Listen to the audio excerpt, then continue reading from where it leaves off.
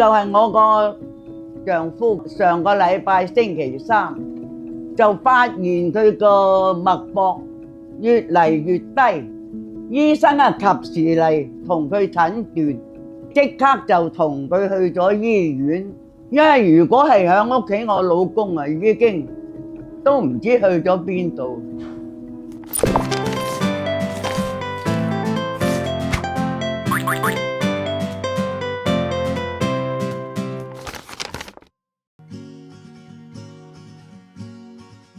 12月15號就申請咗嚟呢度安老院，就我同我個丈夫一齊嚟嘅。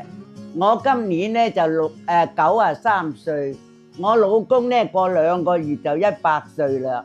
我兩夫妻都係工人，佢做水電工嘅，我就乜雜，總之有工我就做。安老院之前咧就喺香港生活咯，咁我話成日申請去香港照顧佢哋咯，同埋我哥哥兩個一齊照顧佢哋兩個咯。初嗰時唔開心㗎，喊㗎，佢初嚟嗰時，後尾住落咗又覺得幾好喎，嗰啲護理員對佢又好喎。初入嚟呢個安老院嘅時候，我個心裏邊都仲係有懷疑，即係都唔係好願意。後嚟住落咗之後，見到個職工對我哋都好關心，所以我個心咧就逐漸就解放咗、解開咗。咁我哋做養老啦，已經做咗10幾年㗎啦。呢間店咧係由25年嘅9月份正式加入廣東院舍照顧服務計劃。咁我哋而家嘅床位數咧係234張，已經入住過半啦。咁而家我哋收住嘅香港嘅長者咧係有8位，由香港政府資助嘅範圍咧就包咗所有嘅食宿啦、佢嘅護理同埋基本嘅醫療嘅。每個星期有2次嘅康復嘅服務啦。仲有佢嘅飲食咧係有3餐加上1個小點。我哋主要提供嘅都係雙人間。咁我哋套內面積啦係大概25個平方。咁又包咗個獨立嘅衛浴。咁我哋都會跟翻呢個長者嘅身體條件啦，去同佢建議翻居住嘅分區。咁我哋亦都有一個700幾方嘅一個康復嘅場地。平時咧會有2大類型嘅服務，一個咧就係一啲肢體嘅運動康復。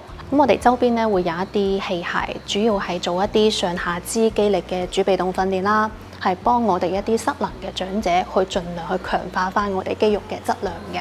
咁呢度我哋有啲負重型嘅，同埋有一啲咧係我哋嘅拉伸型嘅。咁中間呢一塊咧係我哋嘅一個腦健康嘅訓練嘅設備。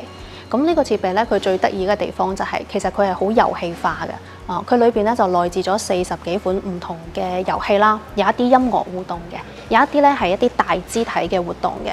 咁可以等到老人家係參與嘅時候咧，佢唔會覺得我自己喺度訓練緊。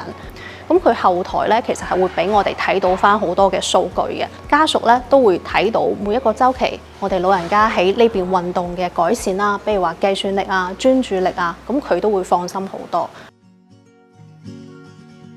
眼科醫院就話佢黃斑病變，就仲有一點仔咧，即係有啲光喺度光咁咯。老豆生得最差我隻眼，翻咗廣州生活咗咁耐咧，都同埋我哋一齊住噶嘛。但係年紀大啦，行動啊冇咁方便，就先去咗另外一間住咗幾個月。咁啊，我妹就喺度發現咗呢度咯，就喺網上搜咗咁啊過嚟考察過。交通方便啦，同埋個環境都可以嘛，好過以前好多。即係採光又好，通風又好咁。佢負擔唔使咩啊嘛，嗰邊要成6000蚊一個月噶嘛。老人院就係早嗰排，我兩隻手啊好冇力啊，又即刻入院咯。有咩出嚟，咁啊覺得都係去老人院好過咯。咁啊喺屋企又麻煩啦，又要日日就買飯食。我哋係由2-3年開始啦，就做呢個術後嘅康復板塊。咁主要做得比較多咧，係一啲骨科術後嘅老人啦，同埋我哋嘅腦卒中嘅一啲長者。入院之後啦，我哋會有醫生、護士、康復師同埋營養師去同佢做一個整體嘅照顧方案啦。我哋有分住院嘅。居家同埋呢個日照嘅模式，相當於係從醫院嗰張病床到我哋嘅功能恢復床位，到翻屋企，可能成個康復路徑，我哋都會同家屬一齊去設計翻每一個階段佢需要啲咩服務，同埋佢嘅費用標準。咁對於一啲跨境養老家庭嚟講啦，咁醫療真係一個好重要嘅考慮。咁一方面咧，係我哋自己院裏邊就有駐點嘅醫療人員啦，咁我哋係隨時可以提供床邊嘅服務嘅。咁第二個咧，我哋樓下90米就有一間社區衛生服務中心，所以喺平時嘅攞藥啦，包括我哋一啲慢病嘅問診啦，其實落樓2分鐘就可以搞掂噶啦。咁第三個咧就係我哋同三甲醫院最近嘅咧係中山醫嘅醫護院。咁所以我哋喺一啲急診嘅轉診方面都係十分之方便嘅，只需要3分鐘嘅車程。我哋好多長者咧都係自帶香港嘅藥物嘅。咁我哋呢邊咧會提供一個代派藥嘅服務啦。住院嗰啲藥幾個月、個零月啦，或者2個月就要開始藥㗎啦。嗰啲藥放低就交俾佢哋院舍。好做醫生都久唔久都問我嘅，有咩唔舒服啊咁嘅，啲護士啊咁啦。咁我哋嘅認知障礙專區咧，喺活動嘅方式啦，包括我哋環境嘅設置咧，都會有啲特別嘅設計嘅。比如話我哋有園藝嘅，有一啲藝術類嘅，仲有一啲我哋嘅運動康復類嘅。咁呢邊咧係我哋幫長者會去設計一啲個性化嘅，希望係佢又中意啦，而且佢自己又可以完成到嘅一啲活動嘅內容。希望佢係真係可以從呢啲活動裏邊咧係有獲得感，同埋一定程度上係可以幫佢改善翻情緒嘅。咁呢個房間啦，大家睇到有好多懷舊嘅元素啦，一啲遊戲嘅元素。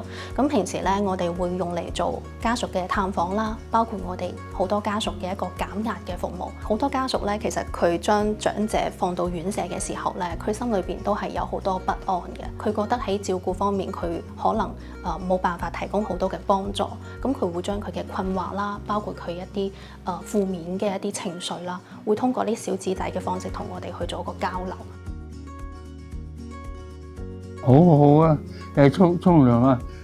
我喺嗰邊啊就知啦，嗰邊啊，求其同你淋濕個身就算嘅啦，全身咁捽㗎啦呢度啊，即係好照顧得好咯。就係帶我出去踩嗰啲單車咯，喺出邊行下咯，即係曬下太陽啊咁咯。我呢度啲飯好啦，啲飯咧即係爛飯啊嘛，又啱我食咯。我哋呢邊嘅老人膳食咧，主要係分3部分嘅。咁一個咧係我哋做嘅慢病營養啦，咁主要係針對一啲糖尿病嘅長者嘅。咁第二個咧，我哋主要做嘅係一個吞嚥障礙長者嘅營養支持啦，跟翻國際照護食嘅標準，口腔嘅肌群啦，仲係保留一定嘅訓練機會，唔會話我一刀切全部食糊仔。咁第3部分就係我哋呢邊廣州人比較多啦，咁大家都係好中意湯水嘅。譬如話糖水啦、燉湯啦，仲有我哋會提供一啲家宴服務。咁我哋嘅出品其實係同酒樓差唔多嘅。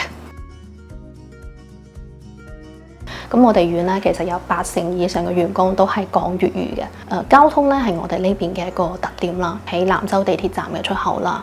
從呢度去到廣州南謝需要20分鐘嘅地鐵，經高鐵翻到去西九龍啦，其實就1個鐘頭鬆啲。我哋院舍喺廣州市嘅中心城區啦，我哋周邊有好多嘅生活配套。咁呢塊長者如果佢有呢個購物嘅需要，或者有一啲社交嘅需要，周邊嘅配套都係好充足嘅。好多長者啱啱嚟到一個新嘅環境啦，都會有好唔適應嘅時候。咁所以我哋其實都會有一個家屬嘅陪住嘅服務嘅。我哋一般安排咧係7日到14日，幫助長者去度過一個新環境嘅陌生感。